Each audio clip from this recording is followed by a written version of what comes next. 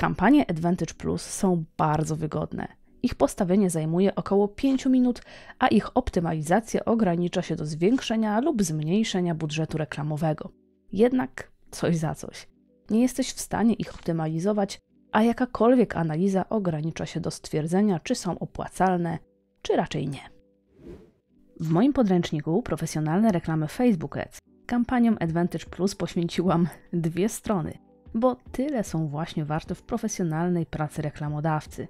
Na pozostałych 600 poznasz wszystkie zaawansowane taktyki, które stosuję u moich e-commerce'owych i usługowych klientów, w tym również te, które pokażę w tym case study.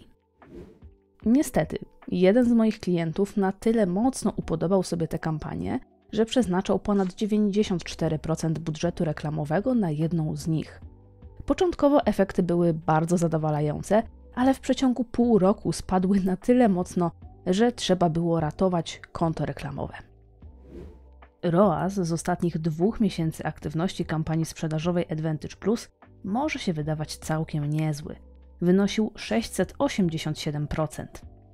Jednak, jak za chwilę się przekonasz, pracując odrobinę ciężej niż przez 5 minut, jesteś w stanie osiągnąć znacznie lepsze wyniki klasycznymi kampaniami z celem sprzedaż. Analizowana kampania wydała niemal identyczną kwotę jak wszystkie kampanie uruchomione przeze mnie w przeciągu działań na tym koncie reklamowym w podobnym okresie czasu. Etap pierwszy. Wstępna analiza targetowania. W kampaniach Advantage Plus nie możesz wykluczyć osób, które były aktywne w Twoich socialach, dlatego zawsze w pierwszej kolejności algorytm dotrze do remarketingu, a nie nowych odbiorców.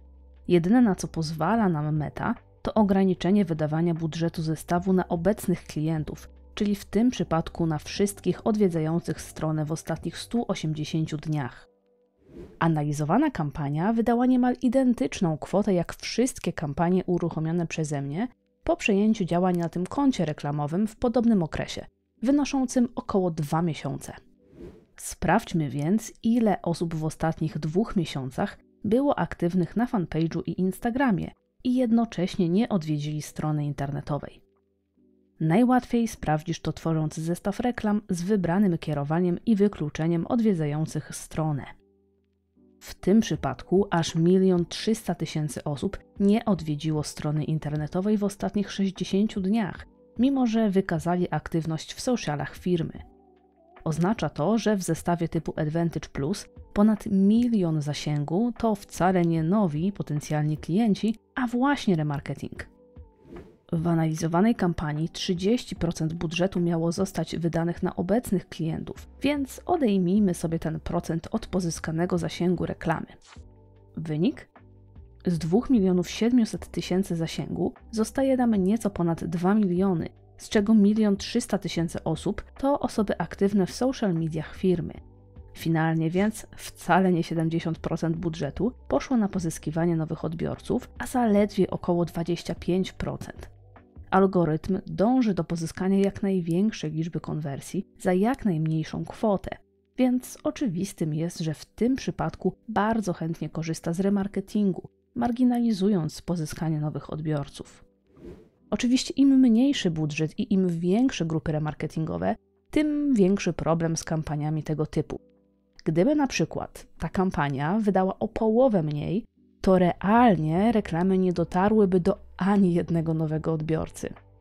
W związku z tym, że mimo wszystko kampania Advantage Plus dotarła do niewielkiej puli nowych odbiorców, uważam, że najbardziej zasadnym porównaniem będzie zestawienie wszystkich uruchomionych przeze mnie kampanii z kampanią Advantage Plus, czyli remarketingowych i typu cold. Etap drugi. Analiza struktury wydatków.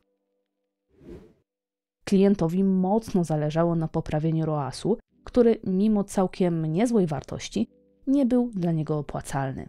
Dlatego w pierwszych miesiącach współpracy wydałam zaledwie około 10% budżetu na pozyskiwanie nowych odbiorców, skupiając się na testowaniu wielu grup remarketingowych w 24 różnych kampaniach.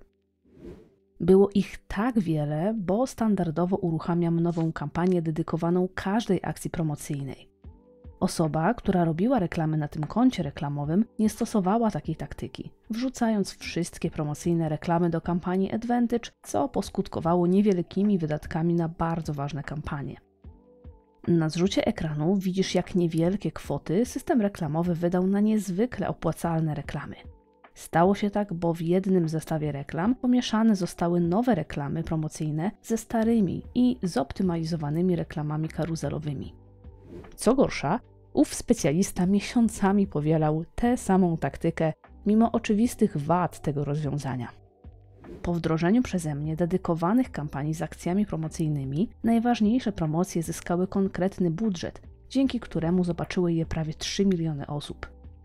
Były też bardziej opłacalne. ROAS z 687% skoczył do 812% w samych tylko kampaniach z promocjami. Etap trzeci. Wdrożenie nowego schematu kampanii i testowanie.